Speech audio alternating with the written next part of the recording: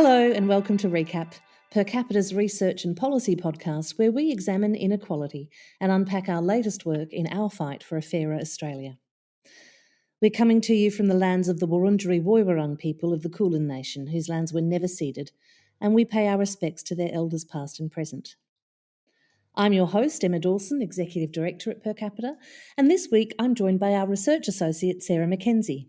Sarah, welcome to Recap. Hey, Emma.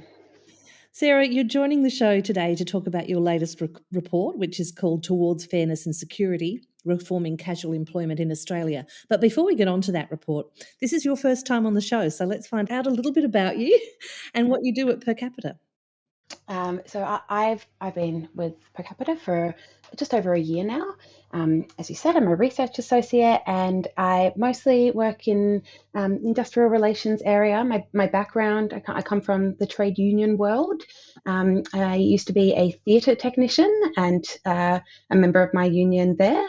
And got really interested in industrial relations in that early kind of part of my career, and am interested in how research affects policy. Yeah, and I identified a fellow traveller when I first interviewed you, being a former theatre kid myself. A theatre person, yeah. The mighty MEAA.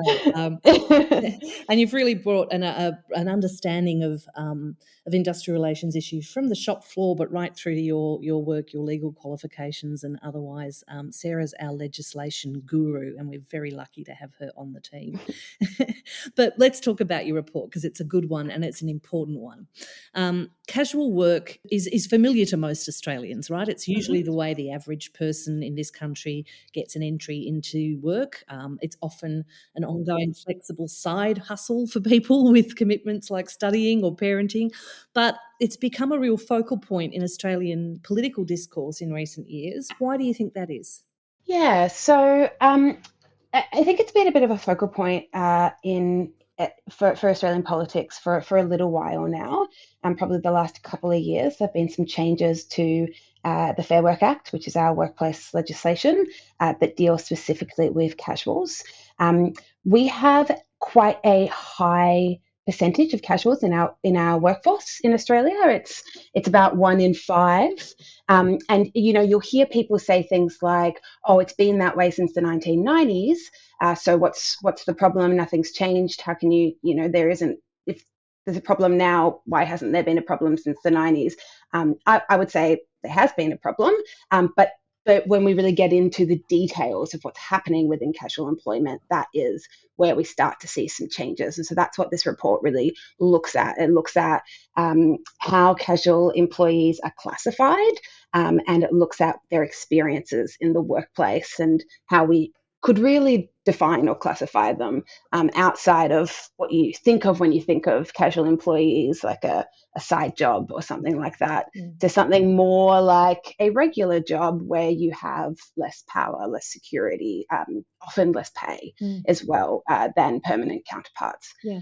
And you make the point at the beginning of your report, and it's an important one, that Australia's prided itself really on having strong workplace regulations. Our prosperity, our history of egalitarianism was built on the idea of a fair day's pay for a fair day's work.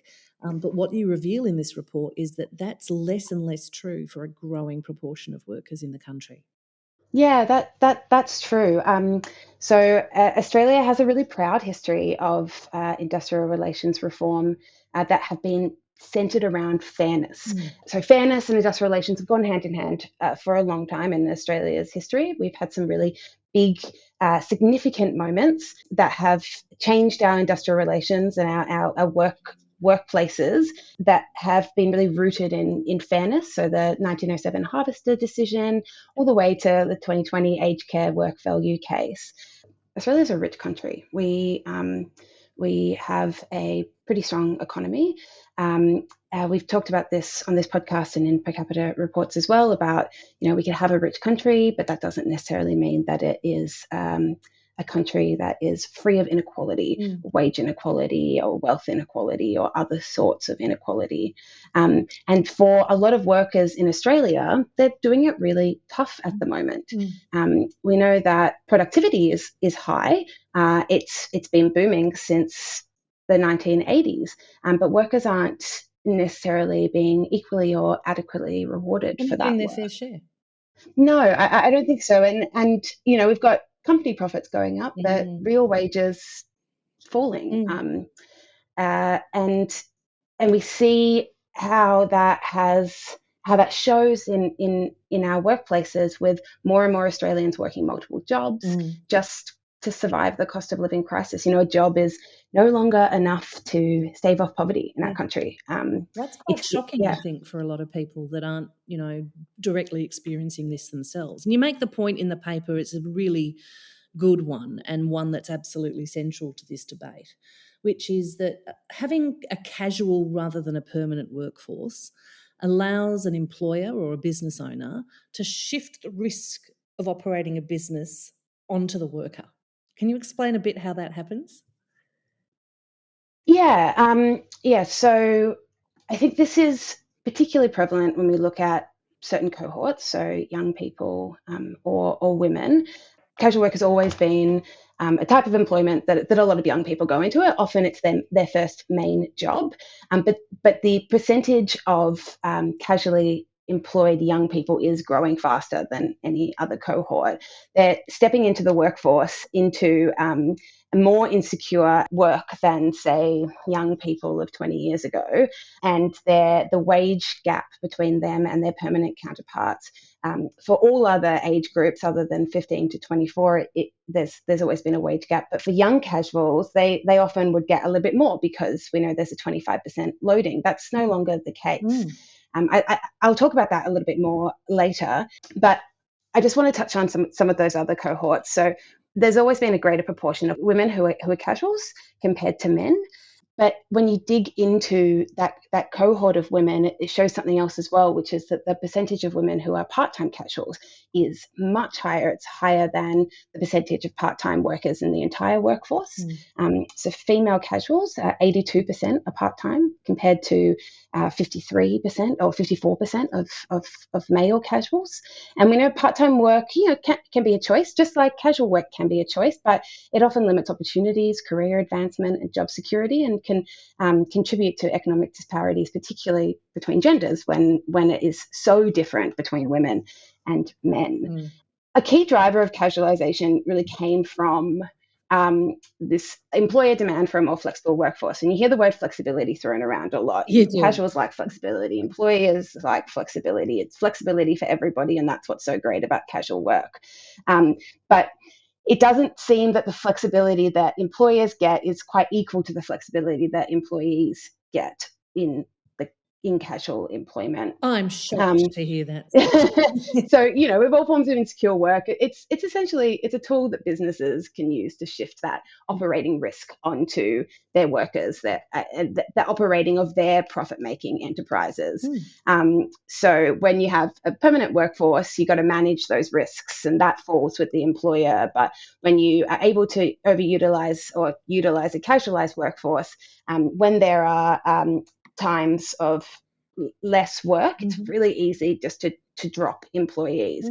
Back to that point of the percentage of casuals within the workforce remaining relatively stable since 1992. When we look into particular industries, we see some pretty interesting things. So, for example, healthcare.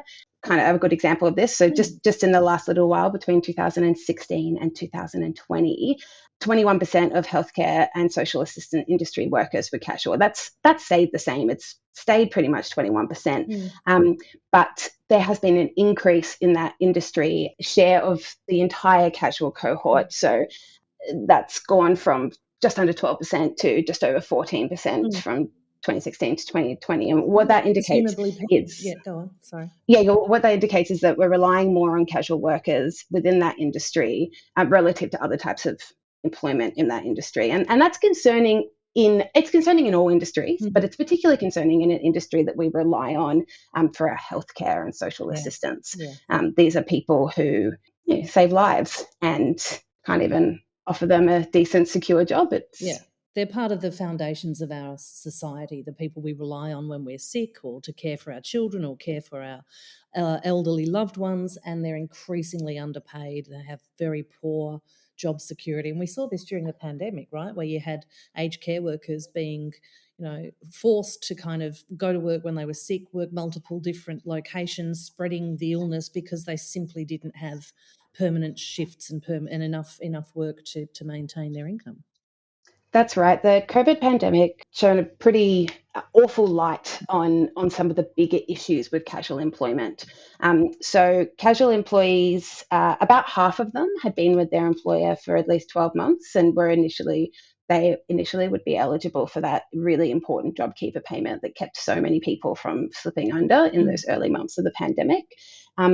But many of them weren't, even though over 80% of casuals expected to be with their employer for the next 12 months before the pandemic hit. So what that says to us is here are this large group of workers, easy to get rid of in times of crisis, i.e. the COVID pandemic, and they were. Casual employees were sacked by the tens of thousands overnight, terrifyingly, particularly before JobKeeper came in and businesses were getting concerned about what the future looked like. And that's a really good example of the difference between those two types of flexibility, the worker flexibility and the employer flexibility. There's often, we talk about casuals as if they can choose whether to work or not, and that's one of the perks of being casual. But when we look at some industries or some industries where there are large groups of casual, say education, tertiary education, I have never known my university tutors to be able to call in and decide they don't want to take a shift. So it's all predetermined. I don't think I'll do the exams today. I don't feel like it. I'll come to work next week. That's right. And even in retail, hospitality, and those care jobs, like you say, that where we tend to see a concentration of casual work. Anyone who's had a casual job knows you say no to a shift, you might not get another one, right? Yeah. And so that ties into what we've kind of found in this report. We were looking a bit at the definition of casual employee and what it says on paper and what it actually is. And we found that casual employment is a hazard, is a safety hazard for a lot of people. It means people are less likely to speak up about safety concerns. They're less likely to speak up about particularly sexual harassment concerns for that exact same reason, that fear of not getting re-employed or not continuing work. It is much more important for an employee to stay in work than for an employer to keep that particular individual in a job. Absolutely, and I think that's a really interesting aspect of your report, that you've looked at that. We think about the impact on casual workers of having lower pay or less regularity of shifts or less reliable income, but that aspect that shows that it also creates less security and less certainty in their workplace. So they're much less likely to complain when something goes wrong, to speak up if they're harassed or injured or otherwise hurt at work. Yeah, definitely. And you touched there on lower pay, so that's an interesting one. So, a lot of this report aren't casual workers meant to get 5% yeah, Sarah? Yeah, so I mean, a lot of this work's based on ABS data, Australian Bureau of Statistics, and that data defines a casual as somebody who doesn't have paid leave, so somebody without paid leave, which is a good indicator. It's not perfect, but is a really good indicator of who is casually employed and who's a permanent employee. And that means your annual leave, your sick leave, and your carer's leave. Interestingly, though, long service leave is applicable for casuals, and you might think, oh, well, why would a casual need long service leave? But actually, before the pandemic, 15% of casuals had been with their employer for more than 6 years. So many casuals are eligible for long service leave, which seems a bit weird that we call them casuals. Yeah. So to make up for that lack of leave, casuals will generally get a 25% loading on their hourly rate. And so, yeah, you'd think hour by hour, casuals are going to get more money. And you often hear people, particularly young people, and they're doing their secondary job. Maybe even some listeners themselves will know, sometimes it could be good to be casual because you get a little boost and you're not going to stay there for very long anyway. And you don't need annual leave because it's a short job. But that's not actually the case. The opposite is true. Casual employees don't earn more hour by hour if we look at it across the entire workforce. Actually, across the entire workforce, they receive $11.40 less on average per hour than permanent counterparts. And that's a 28% pay gap. And that's a pay gap that's climbing. So again, when you hear people say, and you will over the next 6 months as this issue gets debated in Parliament, that we don't have an issue with casual employees. Actually, the percentage of casual employees has dipped a little bit. When you hear that, you think, okay, sure, but what is casual employment today versus what casual employment was in the 1990s? And what it is today is a rising pay gap between permanent and non-permanent employees. We know from your report, you touch on this a little bit, that we know that one of the reasons is those loadings just aren't being paid at 25% as the public expects that they are or believes that they are.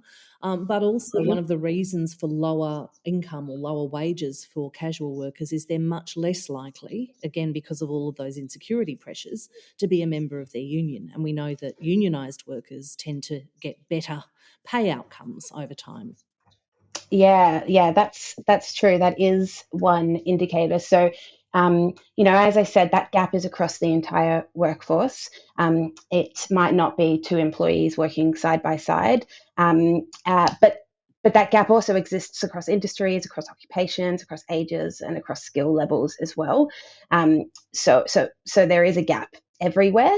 And look, there are instances where people are working side by side and not getting, and casuals are getting paid less. We see it in labour hire. That's one of the big issues that sort of ties into this as well, where a large amount of labour hire employees are casual employees, and they may work on sites or they may work at workplaces where there's an enterprise agreement in place, where wages are higher per hour, but they're able to be brought in and paid on the award. And that, ties into the kind of low power that we talk about in the report. Whilst 1 in 5 employees in Australia are casually employed, they actually make up half of all award-dependent employees. Since 2010, that share of employees who are award dependents really boomed, and for casuals, it's increasing almost 3 times faster than for permanents. So half of them are now award dependent. Why are they on awards? Well, one reason is because they are not, they don't have the power in their workplaces to negotiate enterprise agreements, and part of that is because they are less likely to be union members.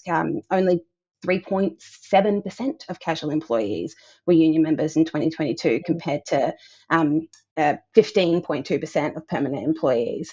And union members on average, they earn $9.50 more than non-union members. So that's an indicator of it. But that also ties into safety and being able to speak up and being supported in the workplace.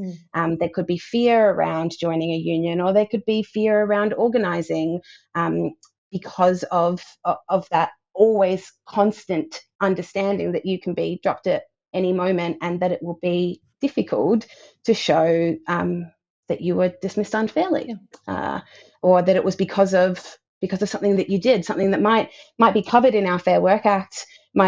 You might be able to make a successful claim that it was because you were a member of a union or because you were a delegate, but that might be incredibly difficult because of the way that you're employed. And also, we're talking about lower paid workers. We're talking about people who may not have the resources to pursue a claim, but also the time to pursue a claim. It may be much more likely to say, okay, lost this one, got to move on because bills, rent. Yeah.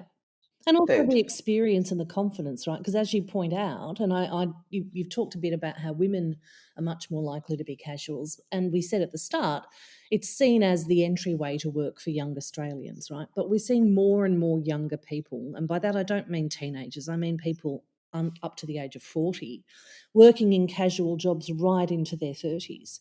And they don't have that experience, that confidence in the labour market to advocate for themselves.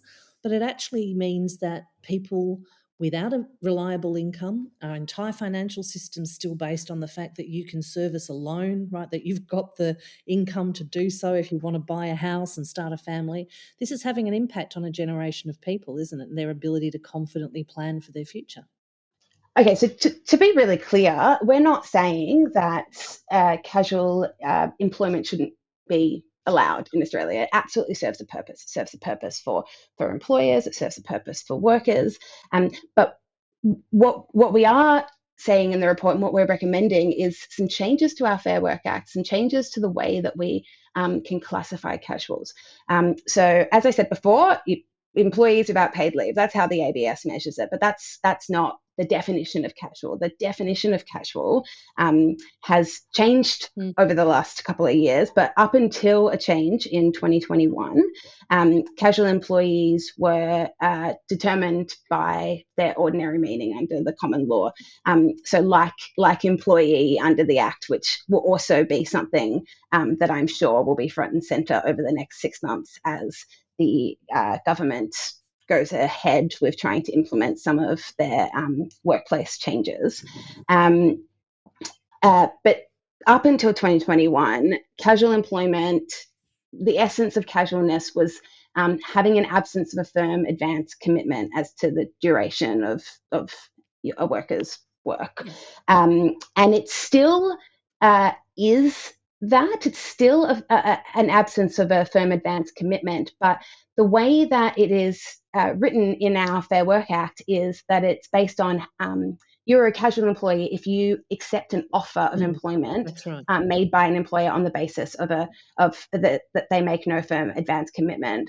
And so it is centered around the offer, the contract of employment. Now, previously, a contract that labeled a worker as a casual, it's a really good indicator that the worker is a casual. I read a contract, I sign it, I say, yes, I'm a casual, I'm probably a casual. That's what you would think. But it does kind of fail to take into account that inherent power imbalance between workers and employers, and your ability to negotiate at that starting point, particularly when we're saying, okay, there's 1 in every 2 young people who are in work are casually employed. I mean, I'm 30 and I would still be terrified starting a new job and trying to negotiate my wages by myself. I can't imagine that I would ever do that if I was a teenager or if I was at university and if I needed a job. So what we're recommending is that we return to having an objective assessment of casual employee. What we're saying, and it's I think a good point to emphasise, is the nature of the Fair Work Act at the moment. If you sign a contract and say, okay, I'm happy to take this job on a casual basis, that's it, right? That's it, no matter what happens. Your boss can offer you that casual contract and then give you the same exact hours every week, week on week, and no flexibility whatsoever, but the contract says you're a casual.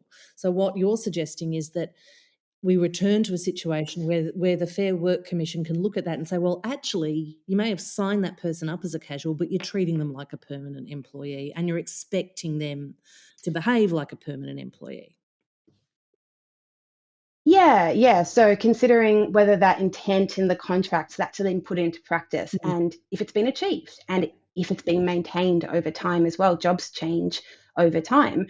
So yes, that's absolutely what we're advocating for. It is a much fairer way to assess a work relationship, actually looking at the work relationship. Wow. And it doesn't give employers as much power to say, you are this and you will remain this. Potentially, people can be locked into casual contracts indefinitely or until they get a new contract. which is a really big problem. Now, with that change, I will say the 2021 amendment to the Fair Work Act that did have a new universal casual conversion right, Yeah. but the provisions are not robust, and they also carve out, like lots of the Act does, small business. We should note that small businesses employ a large amount of casuals. Most casuals are employed in small businesses. So that's a problem for a universal right that half of casuals can't even try to access. But then say you are in a workplace that isn't a small business, you come across a whole lot of other hurdles along the way. Now, it's only been in for a little while, so it could be argued that it hasn't been enough time to be able to see how well it works. But so far, it hasn't seemed to be making any significant change to the amount of casuals who have converted successfully to permanent positions. Because again, it places the power, or maybe a disproportionate amount of power, with employers to say, well, we have a reasonable grounds, so this would require a significant adjustment in our workplace, so we won't do it. So I think, and that's one of the key recommendations you've made in your report. And just to sort of give our audience an idea of why are we doing this, these IR laws are coming before the Parliament in this part of the year, in the next few months. There already is kind of ridiculously hyperbolic pushback from parts of the business community saying, these laws are going to rob us of the ability to pay you when you do a good job and that kind of thing, which you've exposed in this report as pretty, like I said, hyperbolic. And certainly what you're trying to do with this is set things out clearly so that people can understand exactly what's at stake in this legislative argument. What are some of the other key recommendations that you've made in your research? Yeah, so along with change to the definition, it is just giving the Fair Work Commission powers to quickly sort out disputes. As I touched on before, the Fair Work Commission means that you can deal with quite a lot of disputes in your workplace in a relatively low cost avenue, which is excellent. But by giving them kind of further powers to sort out a dispute over who is and who isn't a casual, it means that workers won't have to resort to more expensive litigations where, those who have the most money win. And also giving the Fair Work Commission further powers to arbitrate disputes over casual conversions. So at the moment, as with a lot of provisions in the Fair Work Act, arbitration is something that the Fair Work Commission can do, but parties must enter into it voluntarily. And the problem with that is if you're an employer and you don't want to have the Fair Work Commission tell you what you should and shouldn't do, then you don't volunteer to enter into arbitration and you go through a conciliation process, which is also, an alternative dispute resolution, but doesn't come out with a binding ruling or award. Yeah. So, well, it's an important contribution, I think, to a conversation that we're going to increasingly be having over coming months. I mean, the whole political debate at the moment seems taken up with the voice and the issue of housing. We're very involved in the latter, but obviously support enormously at per capita a yes vote in the referendum. We're doing a lot of work in the Centre for Equitable Housing on the housing policy challenges, but this is a really important piece of legislation. One of the things that this Labor government ran on successfully, I think, was wage growth and restoring some fairness to the industrial relations system. And the Minister, Tony Burke, seems pretty determined to get this legislation through Parliament. So I know that you're pretty passionate about these issues, Sarah. Do you think it's going to get ugly out there over coming months? Yes, I do. There's something about industrial relations that just makes people go crazy. It's like the sky is falling in. Last year, the sky was falling in because we were changing some rules around multi-employer bargaining. And I mean, pretty modest tweaks to what would be some changes to try to make it easier for people to bargain. And we're basically told that the whole economy was going to fall over because of this. And that's not been a driver to why we've been having problems with our economy. No. But yes, I do. I do think so. I think we will have some. I think the areas where we will have some of our biggest fights are around definitions of things. There are a number of reforms that the government is proposing, and they do all sort of touch each other. So how do we deal with gig workers if we don't deal with the definition of employee? How do we deal with the definition of employee if we don't think about the definition of casual employee? And then how do we solve same job, same pay if it is so easy to keep people in casual work forever? Will we see raising casual employment rates if we don't fix this as well? So they all touch each other. It's one big moving cog that I am absolutely confident people are going to be putting sticks in everywhere they can. There's that, and I very much expect that we will hear a lot about small businesses and small businesses and why they shouldn't have to do the same things as other businesses. And there are absolutely some areas where the Fair Work Act makes sense with small businesses. But in my opinion, and when we're dealing with casual employees, if you can't run your business without treating your employees with the same sort of fairness and dignity that they respect, then perhaps you shouldn't have a business. Maybe it's not for you. We've made this point many times at Per Capita. If your business model relies on wage theft or the underpayment of wages or pushing all of the risk of changing circumstances onto your staff rather than onto your ability to make profit, then perhaps your business model isn't quite as strong as it should be. Sarah, it's a fantastic report. You've done amazing work with it, and it is an area, obviously, that we want to see come to fruition, these changes that are being pursued through the Parliament. We don't think they'll make everything perfect, but they're a good step in the right direction, and of restoring Australia to what it said on the tin, which was that we were the land of the fair go. That's gone too far by the wayside in recent years, yeah?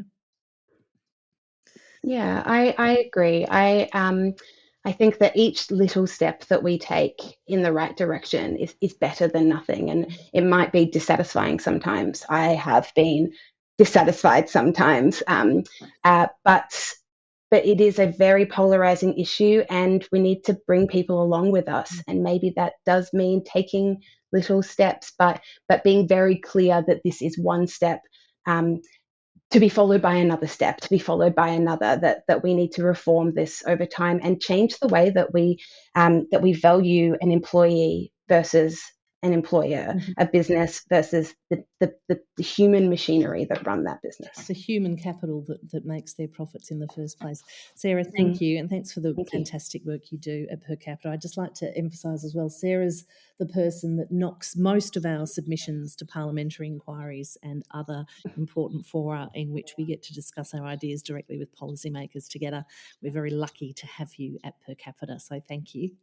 Thank you. That's all we've got time for, I'm afraid, today on Recap. Thank you for joining us, to all of our listeners. And if you'd like to learn more about this report, head over to percapita.org.au.